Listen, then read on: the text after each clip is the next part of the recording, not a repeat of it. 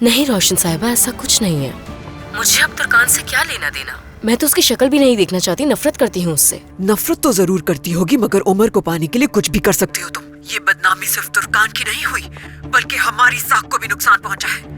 अगर इस वाकये के पीछे तुम निकली तो तुम्हें इसकी बहुत भारी कीमत चुकानी पड़ेगी मीने। मैं बता चुकी आपको, मेरा इससे कोई लेना देना नहीं है।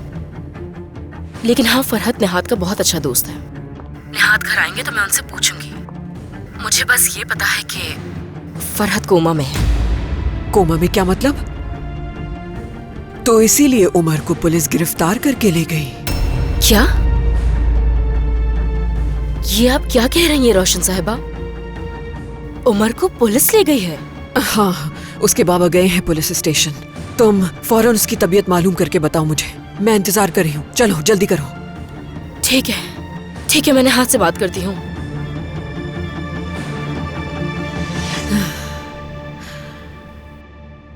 उम्मीद है कि वो आदमी नहीं मरेगा।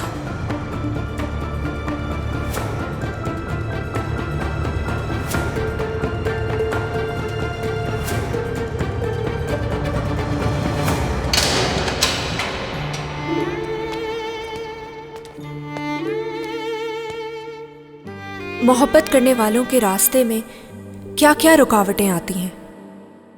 गलत फहमियाँ एक शोले की तरह भड़क कर आग की सूरत इख्तियार कर लेती हैं और आपको पता ही नहीं चलता कि आप क्या कर रहे हैं। दिलो दिमाग अजीब कशमकश का शिकार हो जाता है। आपकी आंखों पर ऐसी पट्टी बंध जाती है कि आप चाहकर भी कुछ नहीं देख पाते, सही गलत की पहचान नहीं कर सकते। और उमर भाई का गुस्सा भी आग में तब्दील हो गया था, और उस आग ने न सिर्फ आपा को बल्कि हमारे घर वालों को भी घेर लिया था। गुस्सा, गलत फहमियाँ और मोहब्बत, ये तीनों चीज़ें एक साथ नहीं चल सकती। ये जो मोहब्बत होती है, इसमें भरोसा होना बहुत ज़रूरी होता है।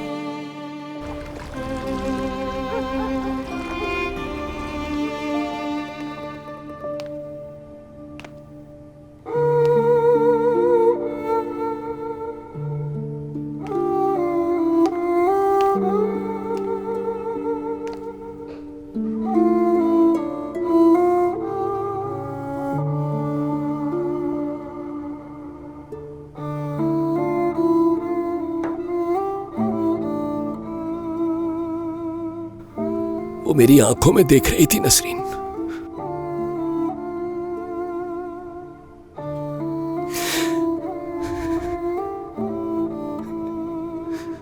मैं उन आंखों की मायूसी भुलाए नहीं भूल पा रहा। नसरीन, मैंने उसके साथ बहुत ज्यादती की, बहुत ज्यादती की। उसका दिल तोड़ दिया मैंने। काश कि मेरी जबान कट जाती उस वक्त। मैंने बहुत बुरा भला कहा उसे। ऐसा मत कहो, ये सूरत हाल मुख्तलिफ है हमारे लिए, इसलिए हमें कुछ समझ नहीं आया। सादिक, तुर्कान अपने बाबा को जानती है और ये भी जानती है कि तुम कितना प्यार करते हो उससे। वो जानती है तुमने दिल से नहीं कहा, तो वो तुमसे नाराज कैसे होगी?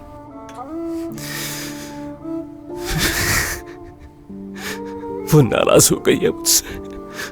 नहीं नसरीन, वो मुझे कभी माफ नहीं करेगी। दिल तोड़ा है मैंने उसका। बाबा कहकर बुला रही थी मुझे, बाबा कह रही थी, और मैंने पीछे मुड़कर भी उसकी तरफ नहीं देखा नसरीन।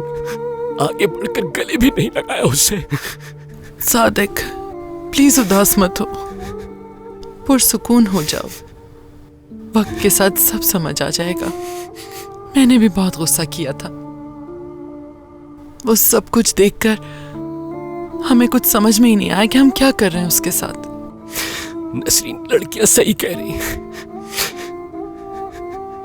अब जब तुर्कान मुसीबत में है तो हमें उसके साथ खड़े रहना चाहिए। इंसान से गलती हो जाती है, उसे इस तरह अकेला नहीं छोड़ना चाहिए था। क्या हमने हमेशा उनका साथ नहीं दिया? जब उन्होंने कोई गलती की या उनसे कोई भूल हो गई तो हम साथ ही खड़े थे ना। क्या हमने हमेशा उनकी हिफाजत नहीं की या मुश्किल वक्त में उन्हें सही रास्ता नहीं दिखाया? क्या फिर मैं गुस्से में ऐसा कैसे कर सकता हूं? मेरी वजह से उसे होने वाली मायूसी के बारे में सोचता हूं तो अपने बाप होने पर शर्माती है मुझे। इस बारे में ना सोचो, परेशान मत करो खुद को, गुजारिश करती हूँ।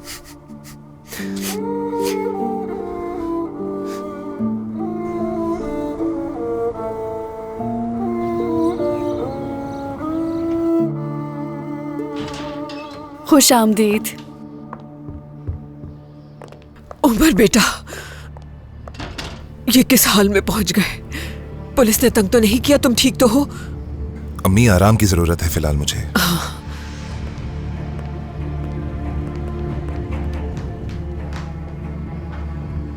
क्या हुआ है उजैर? जल्दी से मुझे बताओ। उसके घर वालों ने शिकायत की है। फरहत अब कैसा है? ठीक नहीं है। अब हम क्या करेंगे? शिकायत की है उसके घर वालों ने। अगर उसे कुछ हो गया तो उमर को फिर जेल जाना पड़ सकता है। या मेरे अल्लाह। उजैर तुम क्या आराम से बैठे हो? अपने ताल्लुकात का इस्तेमाल करो और उन्हें कहो कि शिकायत वापस रोशन, ले। मेरी तुमसे गुजारिश है कि पुरसुकून हो जाओ। फरहत इस वक्त कोमा में है और मैं नहीं चाहता कि मेरी वजह से मजीद कोई खराबी पैदा हो। प्लीज। क्या उसकी हालत वाकई जानलेवा है? हाँ, उसकी हालत वाकई संगीन है। वो जानबूझकर इस केस को खराब कर रहे हैं। प्रोसिक्यूटर ने फिलहाल उमर को रिहा कर दिया है, लेकिन बाहर जाने पर पाबंदी है। ये तो अच्छा हो गया। कम से कम साथ तो होगा हमारे, वो है ना?